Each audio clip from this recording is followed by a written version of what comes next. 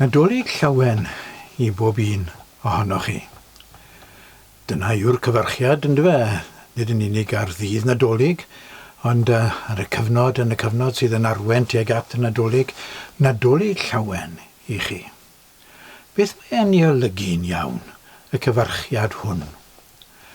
Nadolig yn cyfeirio at y ddydd Nadolig, wrth gwrs, ond mae'n cyfeirio at rhyw ddigwyddiad arbennig ar ddydd Nadolig. Hen air Cymraeg yw'r gair Nadolig, sydd wedi cael ei fenthyg o'r Lladin. Ac yn y Lladin, yr ynganiad yw rhywbeth tebyg I Natalicus. Nawr mae y gair netel wedi dod mewn i'r Saesneg o'r gair Lladin hefyd. Prenatal ac antenatal, sydd yn sôn am enedigaeth. Genedigaeth yw ystyr y gair Nadolig. Genedigaeth Llawen I chi. Ond genedigaeth arbennig, nid just unrhyw enedigaeth. Ni ddim yn cyfarch yn gilydd trwy ddweud genedigaeth Llawen I chi, neu genedigaeth hapus I chi, yn hytrach I ni'n dweud penblwydd hapus. Nawr, mae genedigaeth yn cyfleu bod yna rhywbeth newydd wedi dod i'r byd. Mae'n wahanol i'r penblwydd hapus. Mae rhywbeth arbennig wedi dod i'r byd, a dyna beth mae'r gair Nadolig yn ei gyfleu. A'r peth arbennig sydd wedi dod i'r byd, wrth gwrs, yw y person sydd yn mynd I ddangos Duw i'r byd. Y person sydd yn mynd I fod yn ymgorfforiad, yn ymgnawdoliad o werthoedd Duw, o feddwl Duw, o ffordd Duw. Ynddo fe I ni'n gweld Duw. Ynddo fe I ni'n dod I berthynas â Duw. Dyna arbenigedd y dydd Nadolig. Ac mae eisiau ni fod yn llawen. Nawr mae'r gair llawen yn air diddorol hefyd. Mae angen I ni I ddadasoddi fe chydig. Ni byth yn gweud Nadolig hapus ydyn ni.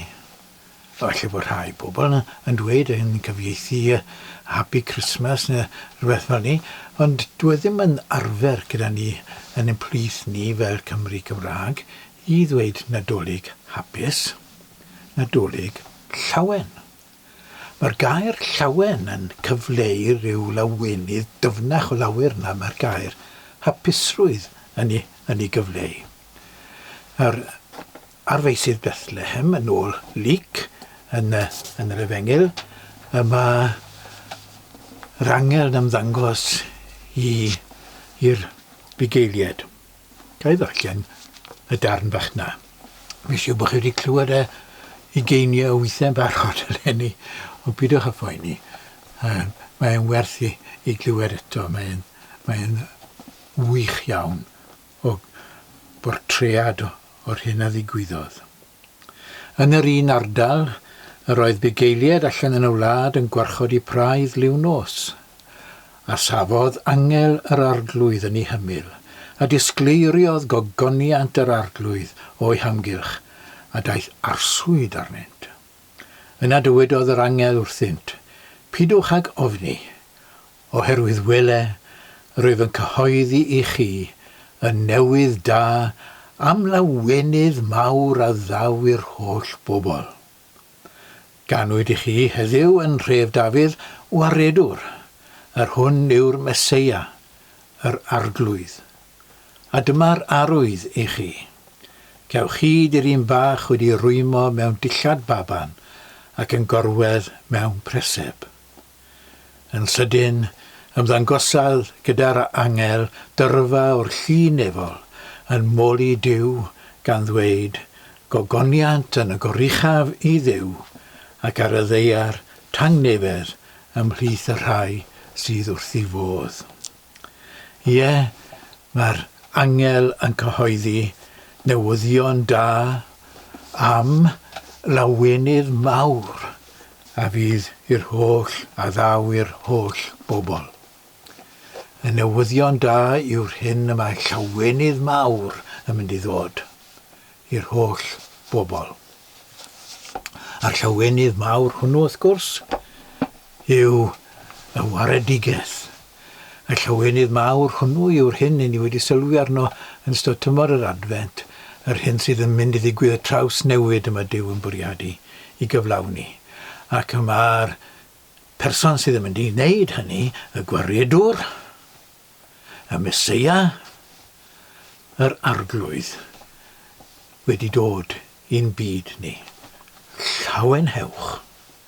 Mae'r ffordd i gyrraedd hwnni wedi cael ei ddatgelu i ni ym mherson y baban yma a aned y Methlehem.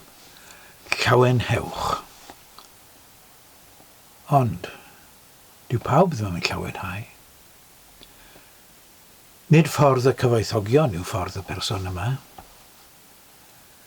Nid ffordd y grymus yw ffordd y baban hwn. Na, ar y diwrnod hwnnw pan oedd y bugeiliad, y bobl gyffredin yn llawenhau, mi roedd Herod a holl Jerusalem gydag ef, yn ôl Matthew, ddim yn llawenhau. Ond nhw'n teimlo bod rhywbeth oedd yn fygythiad wedi digwydd. Ac mae nhw yn gwrthwynebu. Yn gwrthwynebu i'r fath o raddau fel bod nhw yn moyn cael gwared. Ac moyn cael gwared mewn ffordd treisgar. Dyna yw ffordd y cyfoethogion erioed. Dyna yw ffordd yr hunanol, ffordd y trahais, ffordd y balch,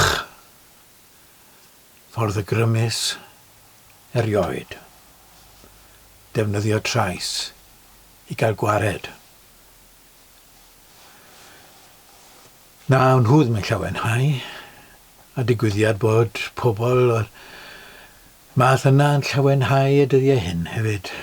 Unwaith maen nhw'n sylweddoli beth yma Iesu yn ei wneud. Odi, mae Iesu'n fygythiad i'r cyfoethog a'r grymus. Ond mae'r werin bobl, a'r bobl sydd yn dioddau, a'r bobl sydd yn ormes, yn llawenhau. Gadewch i ni lawenhau gyda nhw. Nadolig llawen iawn i chi.